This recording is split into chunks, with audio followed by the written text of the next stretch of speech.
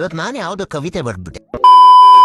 ಫಂಕಾಗಿ ರೆಡಿಯಾಗಿ ಕಾಲೇಜ್ಗೆ ಅಂತ ಹೊರಟೆ. ಬಸ್ ಸ್ಟ್ಯಾಂಡಲ್ಲಿ ನನ್ನ ಫ್ರೆಂಡ್ ಆಟೋದಲ್ಲಿ ಕುತ್ಕೊಂಡು ಕಾಯ್ತಿದ್ದ. ಆಮೇಲೆ ಅವ್ರನ್ನ ಕರ್ಕೊಂಡು ಬಸ್ ಹತ್ಕೊಂಡು ಹೊರಟೆ. ಇವನು ಏನೋ ಗುರಾಯಿಸ್ತಾವನೆ. ಸರಿ ಆಯ್ತು ಅಂತ ಕ್ಲಾಸ್ಗೆ ಹೊರಟ್ವಿ. ಆಮೇಲೆ ಕ್ಲಾಸಿಗೆ ಬಂದು ಕ್ಲಾಸ್ನ ಅಟೆಂಡ್ ಮಾಡ್ಕೊಂಡು ನೋಟ್ಸ್ ಬರೆಸ್ತಾ ಇದ್ರು.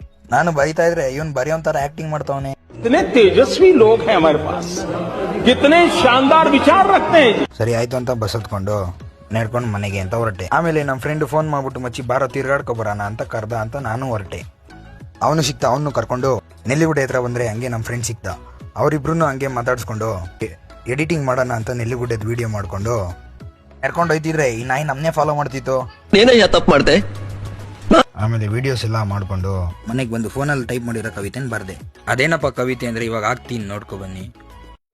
ನಗು ಹಂಚಿದ ಕ್ಷಣಗಳು ನೆನಪುಗಳಾಗಿವೆ, ಹೃದಯದಲ್ಲಿ ಉಳಿದ ನೋವು ಮಾತುಗಳಾಗಿವೆ, ಆಕಾಶದಲ್ಲಿ ನಕ್ಷತ್ರ ನೋಡಿದಾಗ ನೆನಪಾಗುತ್ತಿದೆ, ನಿನ್ನ ನಗುಮುಖ ನನ್ನ ಮನದಲ್ಲಿ ಉಳಿದಿದೆ, ಕಣ್ಣೀರಲ್ಲಿ ಮೂಡಿದ ಪ್ರೀತಿಯ ಚಿತ್ರ, ಅದು ಈಗ ಮುರಿದ ಕನಸಿನ ಚಿತ್ರ. ಗೈಸ್, ಕವಿತೆ ಹೇಗಿದೆ ಕಮೆಂಟ್ ಮಾಡಿ. ಇದೇ ತರ ಮೋರ್ ವಿಡಿಯೋಸ್ಗಾಗಿ ನನ್ನ ಅಕೌಂಟ್ನ ಫಾಲೋ ಮಾಡ್ಕೊಳ್ಳಿ. ಇಷ್ಟು ಹೇಳಕ್ ಇಷ್ಟಪಡ್ತೀನಿ. ಓಕೆ ಫ್ರೆಂಡ್, ಬಾಯ್.